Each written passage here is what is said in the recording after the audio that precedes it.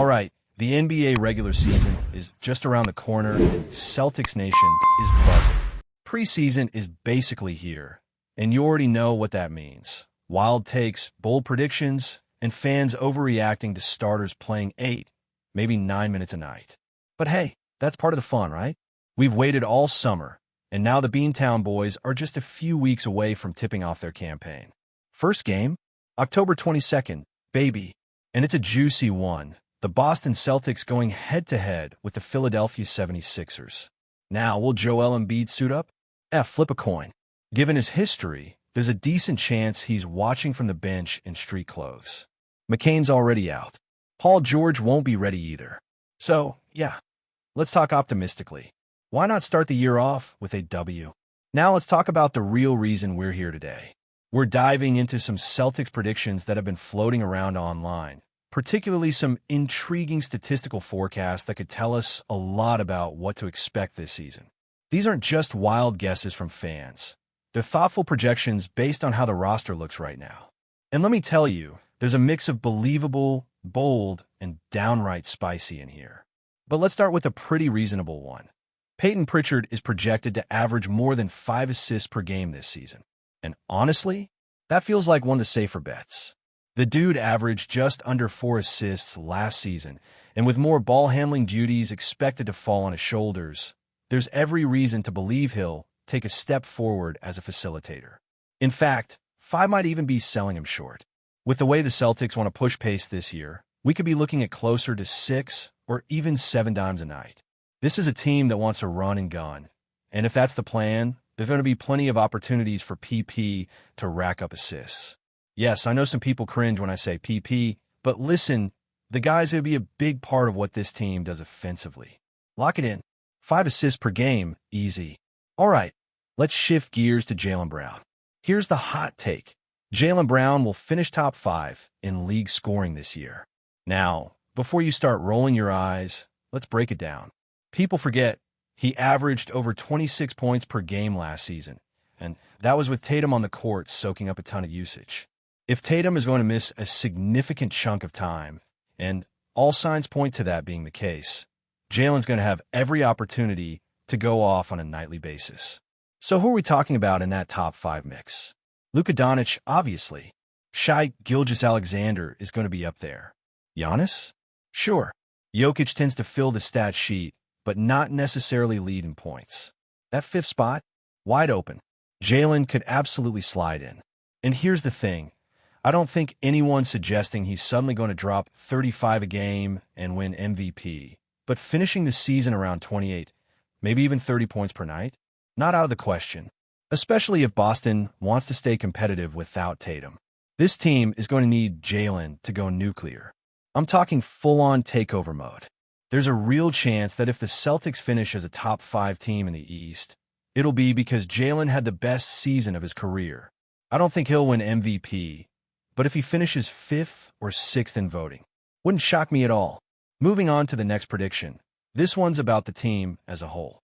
The Celtics, who led the league in three-pointers made and attempted last season, won't lead in either category this year.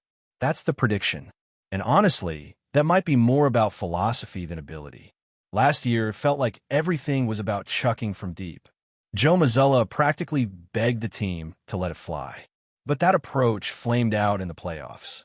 Fans were frustrated, the offense felt one-dimensional, and now it seems like Boston is trying to tweak the formula a bit. Will they still shoot a ton of threes? Absolutely. That's the identity of this team. But are they going to lead the league again? Maybe not. And maybe that's a good thing. The key is going to be balance. Creating looks, moving the ball, attacking the rim, not just settling for step-backs and logo threes. Plus, with some of the new pieces they've added and the different lineups we'll see, there's a good chance the offensive system evolves. They'll still be near the top in threes, no doubt. But number 1, I wouldn't be surprised if that goes to a team like the Warriors or even the Kings, who love to push the tempo and let it fly. Boston might just scale it back. Not drastically, but enough to drop from 1st to 5th or 6th. Now here's where it gets a little controversial. The prediction? Anthony Simons will be the Celtics' 2nd leading scorer this season. Not Derek White. Not Peyton Pritchard. Not anyone else. Simons. And look, I get where this is coming from.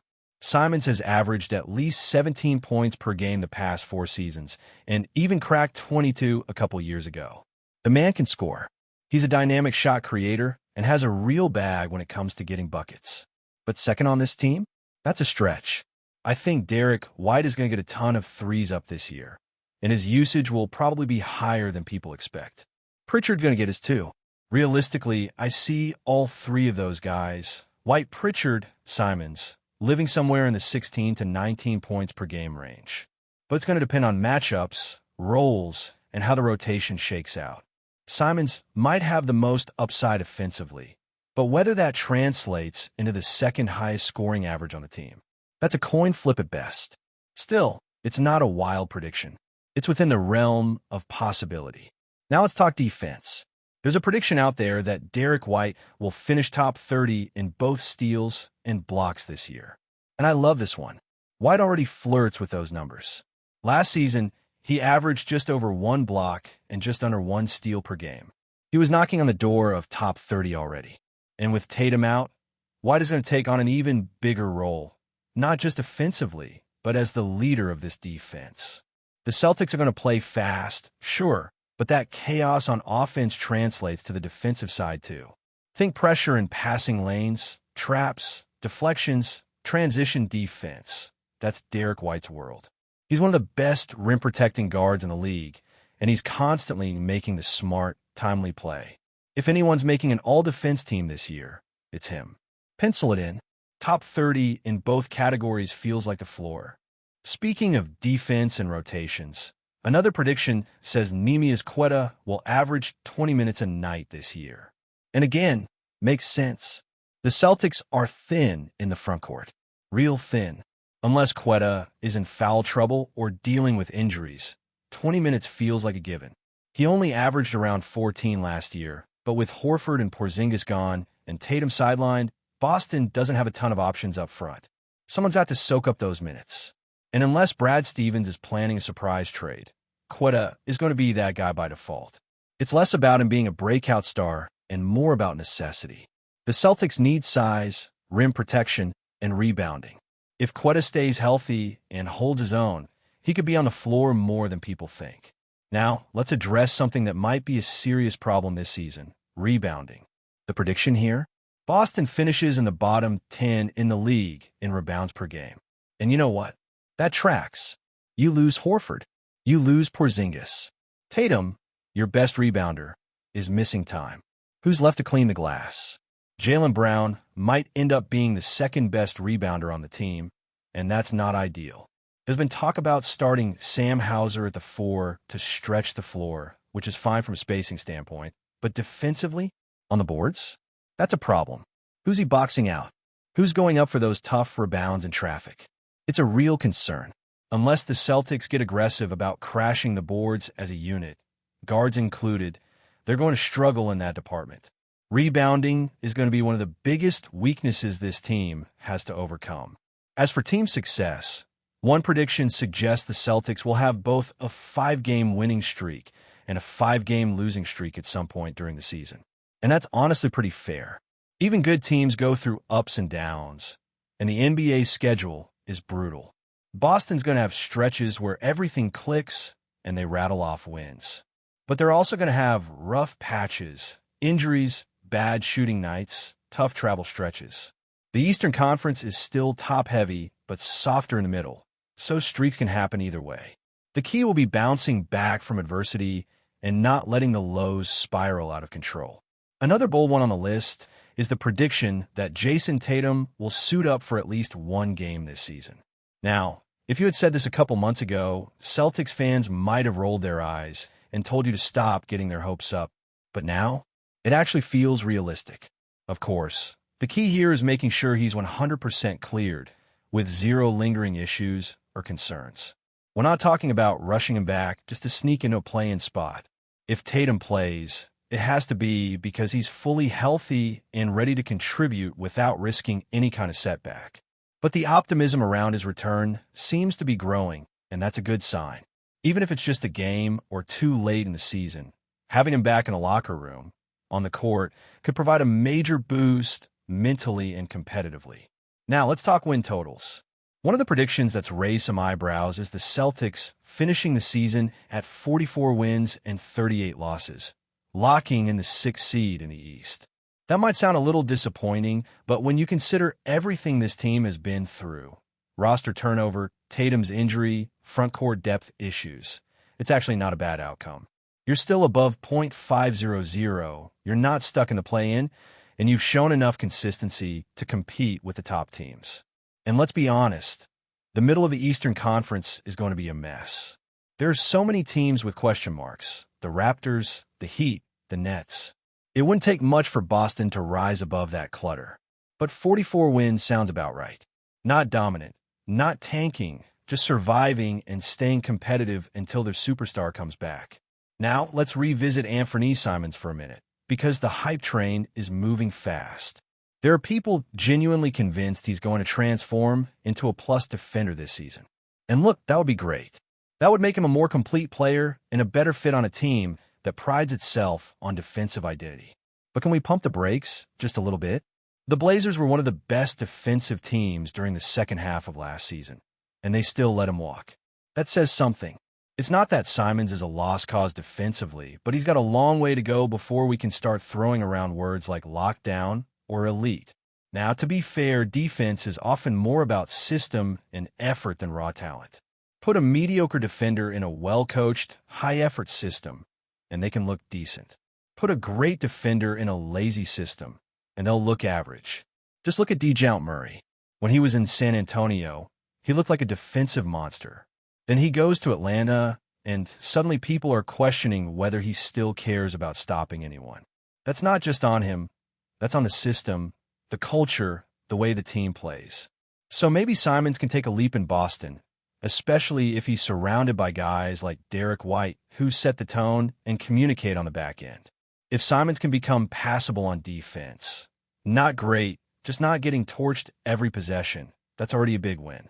But all this buzz around Simons suddenly becoming a stopper, that feels premature. It's one thing to say he'll improve. It's another to act like he's suddenly about to start locking down opposing guards. Let's see it happen first. Let's see the effort, the discipline, the rotations. Until then, it's just noise. And again, Portland moved on for a reason. They didn't see him as part of their defensive core. That's worth remembering when you start projecting huge two-way growth.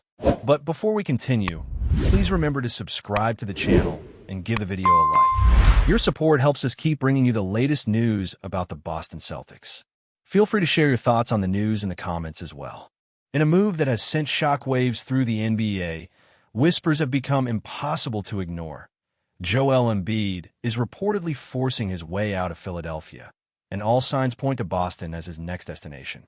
While nothing has been officially confirmed, sources close to the situation claim that the reigning MVP has made it clear that his ambition to win a championship is non-negotiable, and he sees the Celtics as the team most capable of delivering that ultimate glory. The rumor mill exploded yesterday when insiders hinted that Embiid had informed the Sixers' front office of his intentions. Sources suggest that the towering center, known for his dominance in the paint and unmatched charisma on the court, is growing increasingly frustrated with Philadelphia's inability to surround him with consistent championship-caliber talent. Conversations behind closed doors reportedly reveal that Embiid views Boston as the ideal landing spot, a team with an elite core, a passionate fan base, and a system that could maximize his skill set while giving him a legitimate shot at a title. Boston, already a perennial playoff contender, would see Embiid's arrival as a seismic shift in the Eastern Conference balance of power. Imagine Jason Tatum and Jaylen Brown sharing the floor with one of the league's most dominant centers. The buzz around TD Garden would be electric, and bookmakers would scramble to adjust odds, as Celtics fans would instantly begin dreaming of banners and parades. Critics, of course, are quick to caution that trades of this magnitude are rarely simple, but the excitement and the tension is undeniable.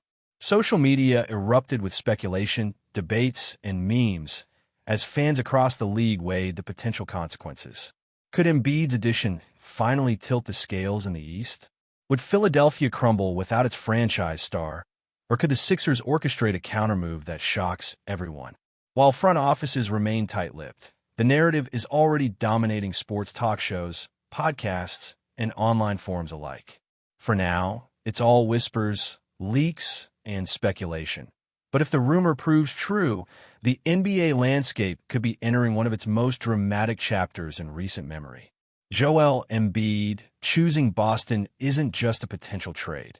It's a signal that the chase for a championship is accelerating, and everyone, from fans to analysts, is holding their breath to see if the Celtics are about to land the prize that could define a generation. That's it for this update. If you enjoyed the video and want to keep receiving exclusive news about the Boston Celtics, please subscribe to our channel and give the video a like. We always appreciate your comments and opinions. See you in the next video.